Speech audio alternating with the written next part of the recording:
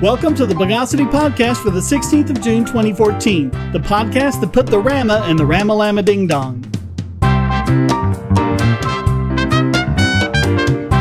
This is your host, Shane Killian, and joining me again this week is Tim Dyson. Tim, welcome back to the show. Pleasure as always. And of course, as we all know, the best way to make sure that something never happens is to ban it, right? I mean, that always works, doesn't it? Oh yeah, they never seem to learn from it. It's insane. So in Saudi Arabia, they've actually made it illegal to be an atheist.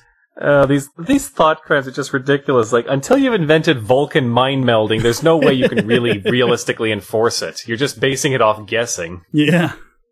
Well, or what people say, like if someone steps up and says, "I'm an atheist," you're under arrest. Yeah, so you can guess how effective that is.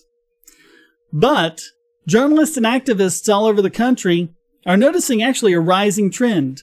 According to Fahad Al-Fahad, quote, "I know at least 6 atheists who confirm that to me. 6 or 7 years ago, I wouldn't even have heard one person say that. Not even a best friend would confess that to me."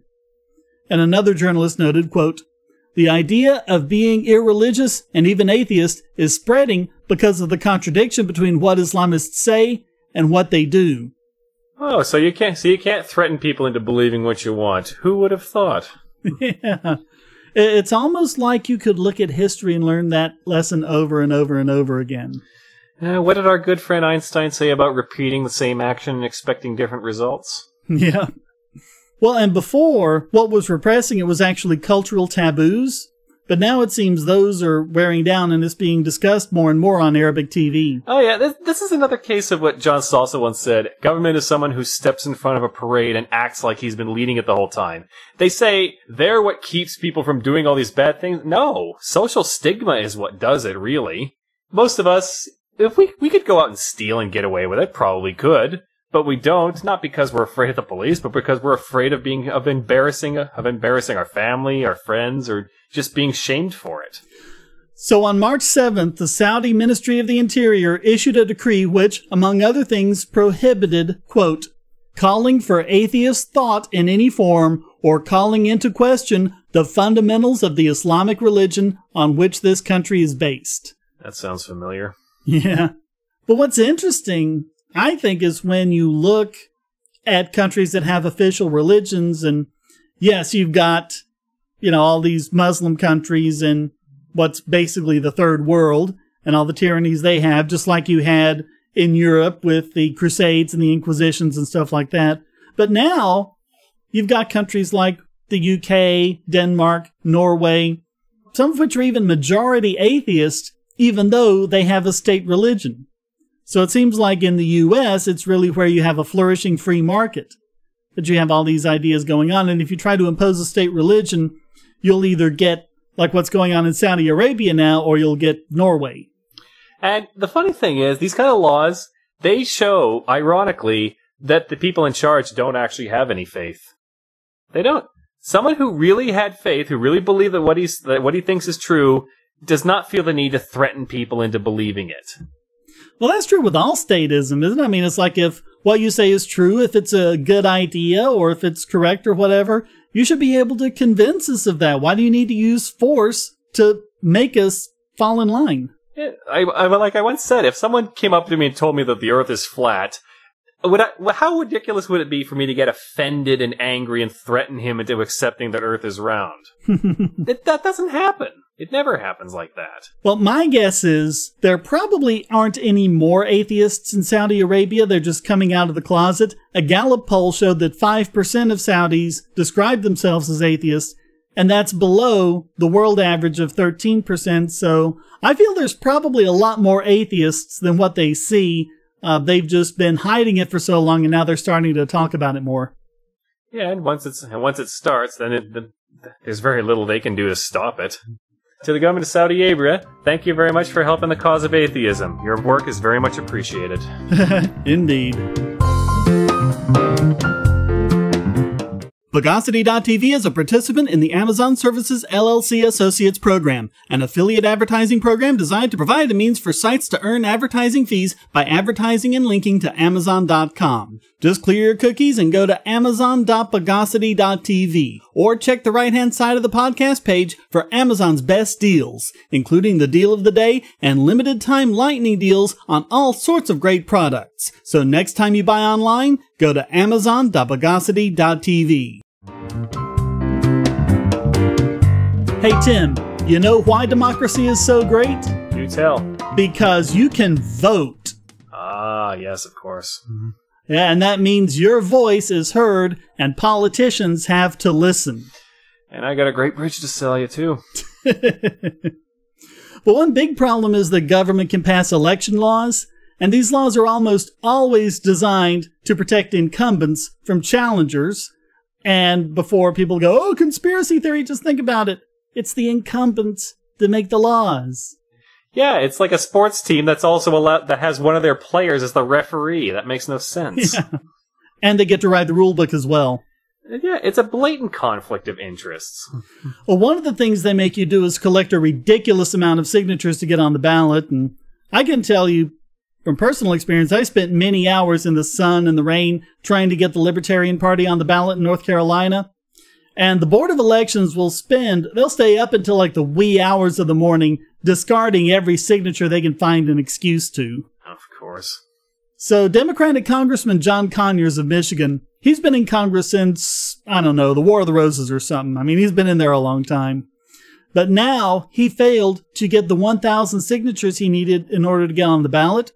His supporters actually got more than enough signatures, but again, they started invalidating signatures, and I mean, they'll do it for minor reasons, like there's a typo on the voter registration, or they used the wrong color ink or something like that.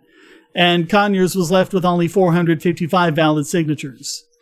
It's like the kid who keeps making up new rules to avoid getting tagged out in a game. It's ridiculous. It's just so immature.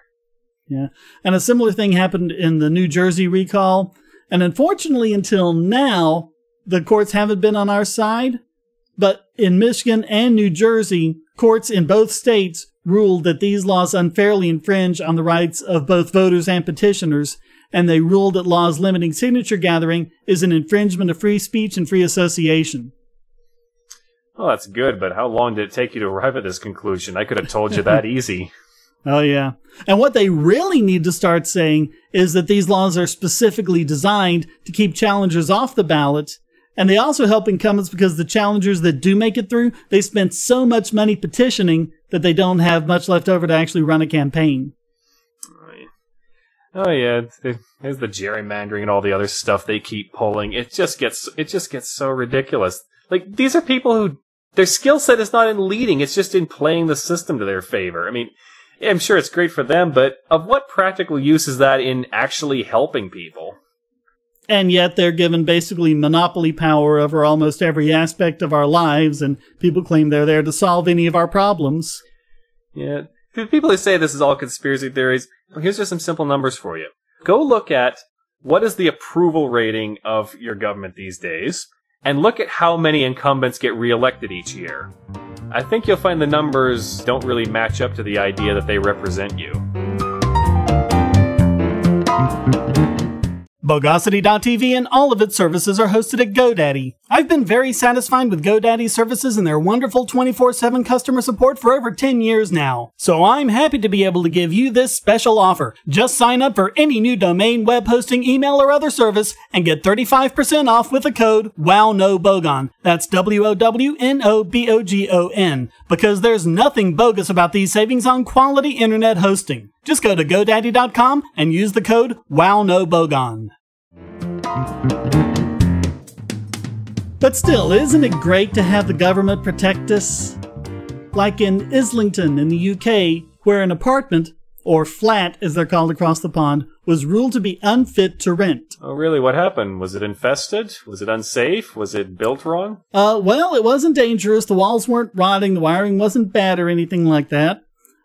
This was an apartment that was advertised for £737 per month, which is about $1,200 US.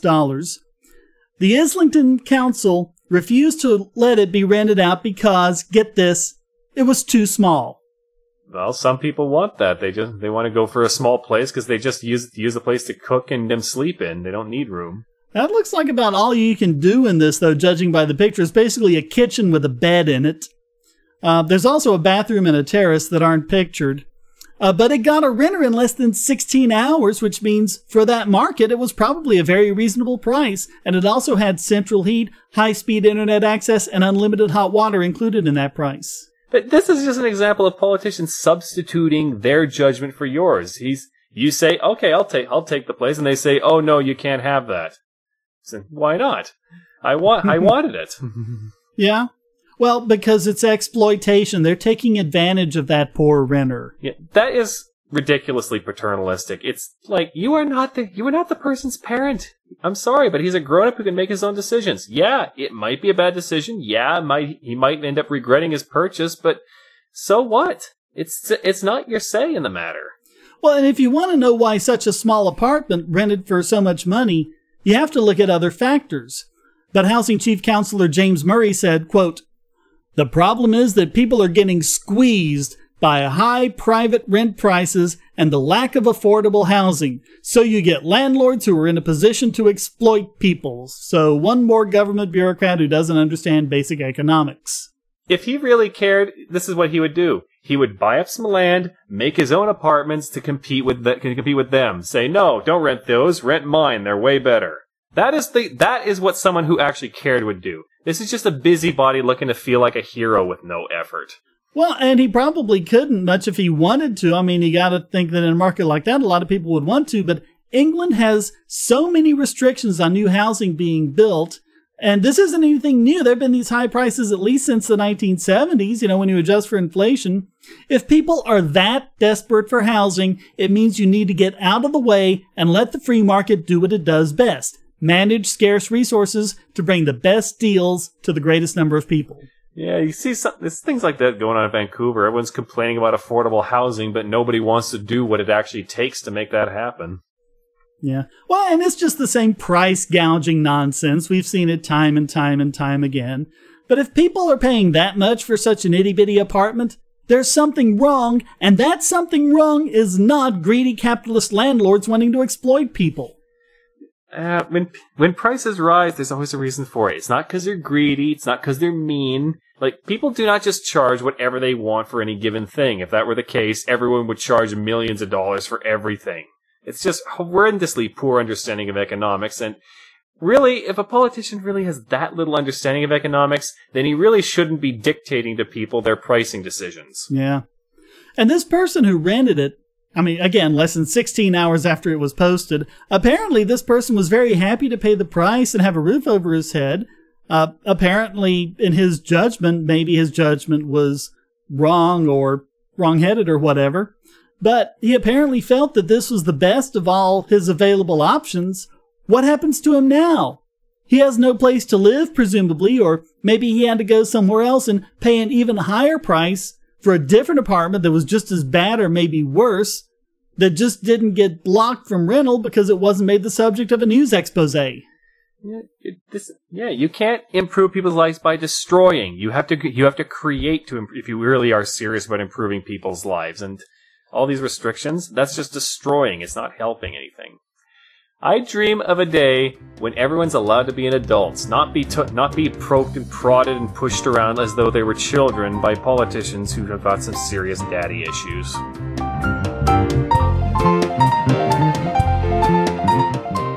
Hackers, terrorists, the NSA. But I repeat myself. Your online security is under attack, and the weakest point is your password. That's why you need LastPass. LastPass plugs into your browser and allows you to randomly generate strong, unique passwords anywhere on the web, all protected by one master password. LastPass sets up in minutes and gives you secure automatic logins throughout the web, synchronizing across all your browsers and all your computers, at home, at work, or on the road. It even securely stores sensitive form data, including credit card numbers, backup sensitive documents, membership info, Wi-Fi logins, and more. And with LastPass Premium, you can get these benefits on other applications and even mobile devices, and also get priority customer support. Sign up at password.bogosity.tv for a free month of LastPass Premium. Log in securely everywhere using the last password you'll ever have to remember. Go to password.bogosity.tv and get LastPass now. History is written by the winners, and so apparently is economics. That's why there's Liberty Classroom. Probably the best single learning resource for history and economics on the web, Liberty Classroom teaches U.S. history, Western Civ, and economics from actual university professors. There's lots of free material to get you started, including introductory lectures on all these subjects. And when you sign up, you'll get the full site's content for just $99 a year, less than the price of 2 cups of coffee a month. And if you type in the promo code Bogosity in all caps, you'll get your first year for just $88. Lectures are available in both video and audio format, so you can watch or listen to them on your computer, your phone or tablet, or in your car. Learn at your own pace about the subjects you're interested in and become a more effective debater. You'll also get access to lots of supplemental materials and even the professors themselves via the discussion forum and even live video chats. Inform yourself against the myths and propaganda of our society. Visit libertyclassroom.com.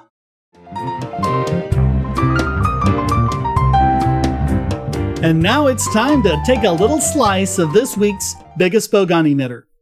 So last week we had patent nonsense. This week it's trademark nonsense. Just in case you didn't think this problem is universal to all forms of intellectual property, artist Paul Ingrisano of Brooklyn got a trademark for, get this, pi, as in the Greek letter pi, the mathematical symbol, the ratio of the circumference of a circle to its diameter. And he trademarked it. So he invented the symbol pi? Well, Why don't you patent the time machine you apparently have in order to do that? Well, no, what happened was he has a company called Pi Productions Corp. And he made t-shirts for his business, and those t-shirts were the pi symbol followed by a period. But then he had his lawyer contact Zazzle, which is an online merchant place, and it's the same place where a lot of the Bogosity.tv products are sold. And the lawyer had them take down anything related to pi. Quote, "It has been brought to our client's attention that your business, Zazzle.com, aka Zazzle Incorporated, has been using the mathematical symbol pi, referred to herein as the pi trademark, in association with the marketing or sale of your products or of products offered through your services. We have evidence of your unlawful products to preserve as evidence. Accordingly, you are hereby directed to cease and desist all copyright infringement." I'm just getting this image of a lawyer typing on the computer going, God, I can't believe he's seriously making me write this. I'll never live it down. I don't know. It would be really nice to be a fly on the wall and see if they're sitting behind their keyboard sniggering or whatever. This is ridiculous. What's next? Patenting vowels? God, man, there's an idea. I could be rich. Yeah, so Zazzle removed all of their pi-based merchandise, and it wasn't just ones with the symbol, the Greek letter. It included t-shirts that actually had printed on it the first digits, like 3.1415926.5, etc. Without the symbol, the actual number itself, the first part of it, because it goes on to infinity, but they were taken down too. Everyone goes on about how we need intellectual property to protect art and stuff like that. I challenge you. Name me, how many cases can you even think of it being used legitimately?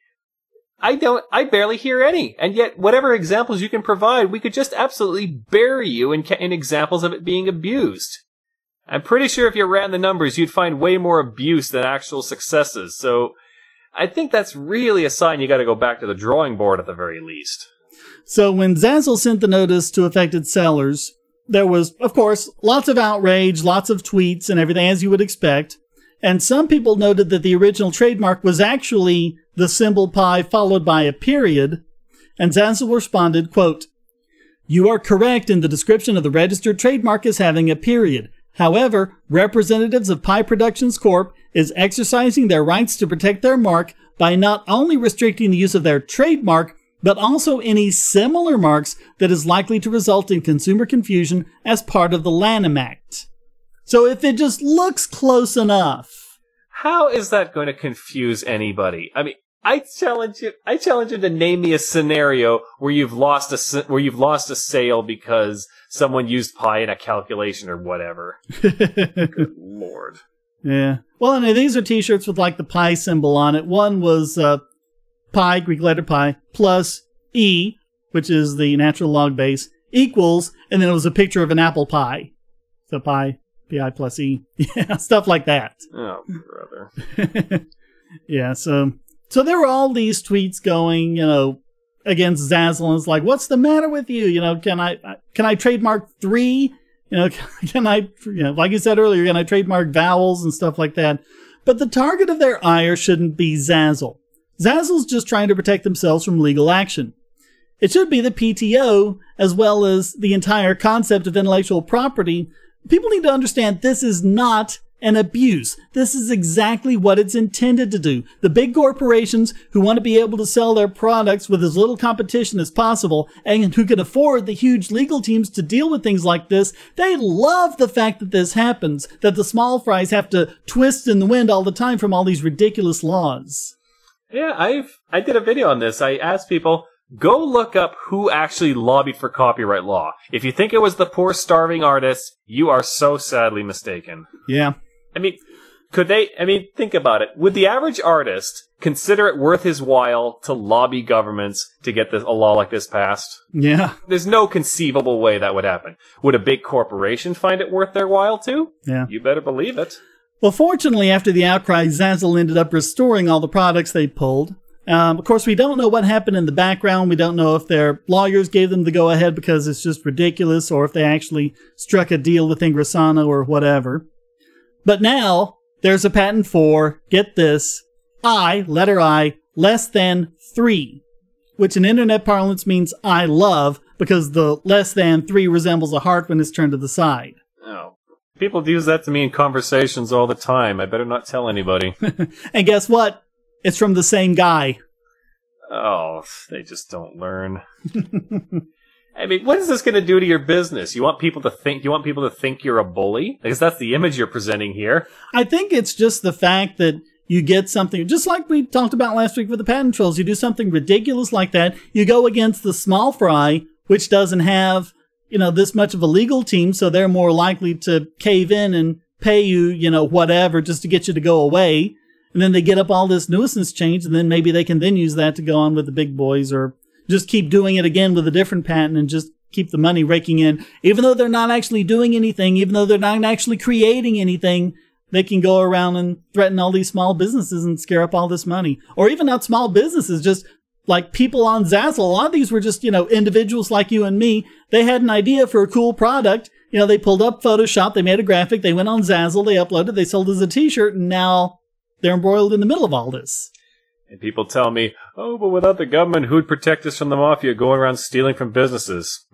Because they watch more TV than reality. Yeah. So no doubt about it, Paul Ingrisano definitely deserves to be this week's biggest Bogon emitter.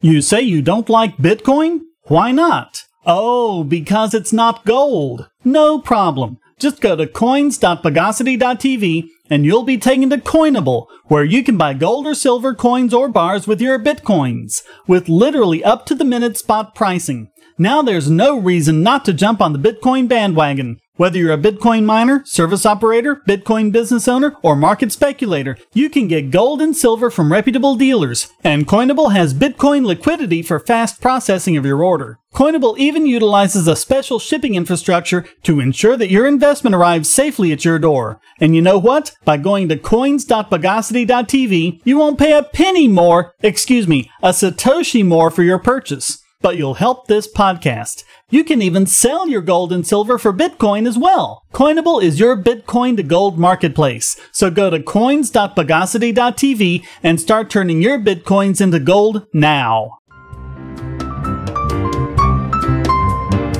And now it's time to issue a recall for this week's Idiot Extraordinaire! And I'm not even sure how to begin covering this one. I guess I'll just start at the beginning. Famous blogger and author Cory Doctorow wrote a book called Little Brother. which is a widely acclaimed science fiction novel about 4 teenagers in San Francisco who defend themselves against Homeland Security's attacks on the Bill of Rights. And he released the book under a Creative Commons license, which just makes him even more awesome in my book. That sounds like a nice book. So, Booker T. Washington High School in Pensacola, Florida, put their summer reading list together, and it was a collaboration of school librarian Betsy Woolley and Mary Kay Griffith from the English department. And the idea was to have students read these books during the summer, and then they discuss it critically in the fall, and the project included Little Brother as one of the books, and it was approved by the school administration. And then the principal, Dr. Michael J. Roberts, unilaterally canceled the whole project just because he didn't like Dr. O's book. Oh, I think I can guess why. Why do you think? Because it's all about questioning authority, and we can't be having that. Yeah. Yeah, because it's not like America started with guys who questioned authority or anything like that. Well, when you're the authority, you tend to have a different view of it. But yeah, it questioned authority. He also said it lauded hacker culture, which isn't really a bad thing if you understand what hacker culture is. You know, it's not like, let's go around and break into computers. It's not really about that. He also tried to claim that it had sexual content, but the only sexual references are just done in passing.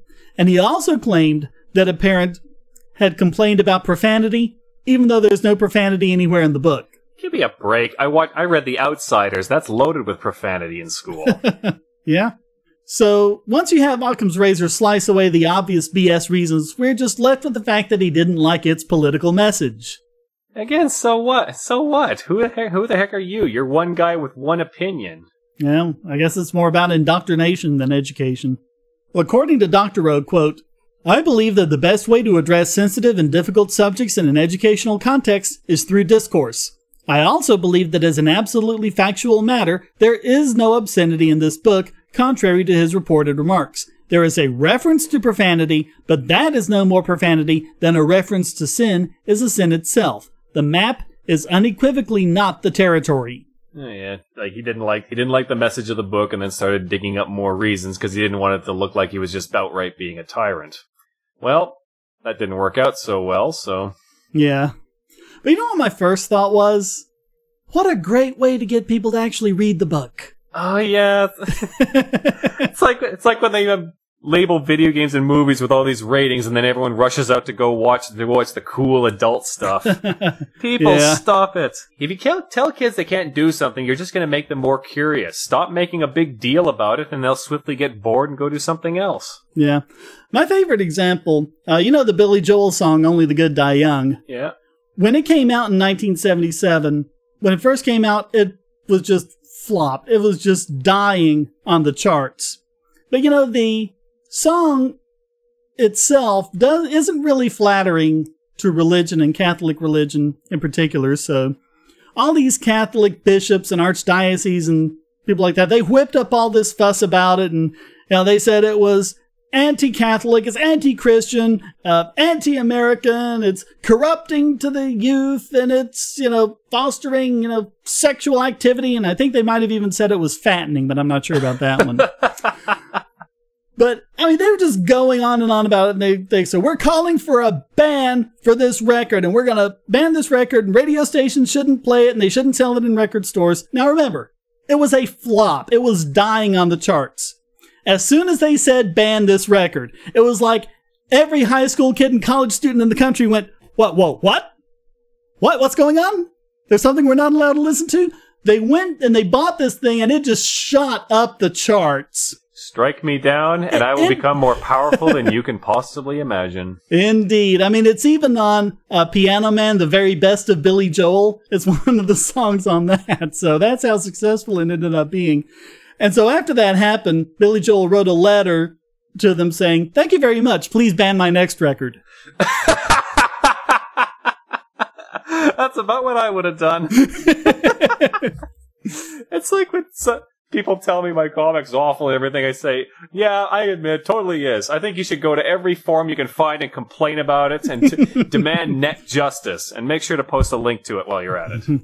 Go on all the feminist forums and talk about how anti-female it is. And oh, yeah, please do that. That'll teach me a lesson.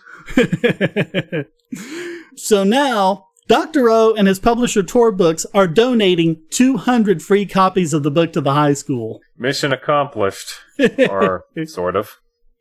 The book they don't want you to read. So, Dr. Roberts, you might as well have handed them free copies of the book yourself. And it's just that level of incredifail that makes Dr. Michael J. Roberts this week's Idiot Extraordinaire!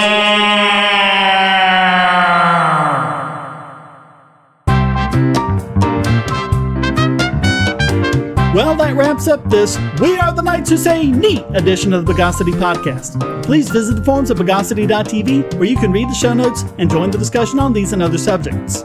This podcast is free but not free to produce, so please donate via PayPal or Bitcoin at the top of the bogosity.tv website or down the right-hand side of the podcast page and give generously to keep this podcast going. And if you'd like to contribute to the podcast, just send a question, statement, news article, or rant to podcast@bogosity.tv. Put it in an audio file, and if it's good enough, it'll get played right in the podcast. Thank you for listening, and thanks to Tim Dyson for joining me. As always, be aware and be wise. Until next time, here's a quote from Dwight D. Eisenhower. Don't join the book burners. Don't think you're going to conceal thoughts by concealing evidence that they ever existed. The Bogosity podcast is licensed under a Creative Commons Attribution Non-Commercial No Derivatives 3.0 Imported License.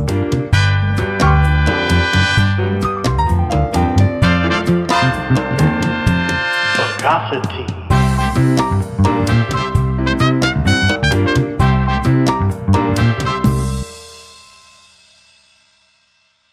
Do you want answers to creationist claims against evolution? Would you like to know more about evolution yourself, or even engage creationists more directly, with actual peer-reviewed sources to back you up? My book, How Evolution is Scientific, is designed to show the basics of evolutionary theory and how it is so well supported using the scientific method. It's impeccably sourced, with references to the actual scientific material, and is arranged using the creationists' own criteria of what is scientific. Using their own arguments against them, see how evolution is scientific, but creationism is not, based on observations, accurate predictions, logic, and evidence. Get answers to common creationist claims, and even a primer on abiogenesis, the start of all life. It's all in my book, How Evolution is Scientific, available at Amazon and on Kindle, EPUB, and PDF as well. Get How Evolution is Scientific and never be taken in by creationists again. Until next time, here's a quote from Dwight. I can't say his name. Here's a quote from. I'm sounding like I'm in front of. Here's a quote from Dwight D. Eisenhower.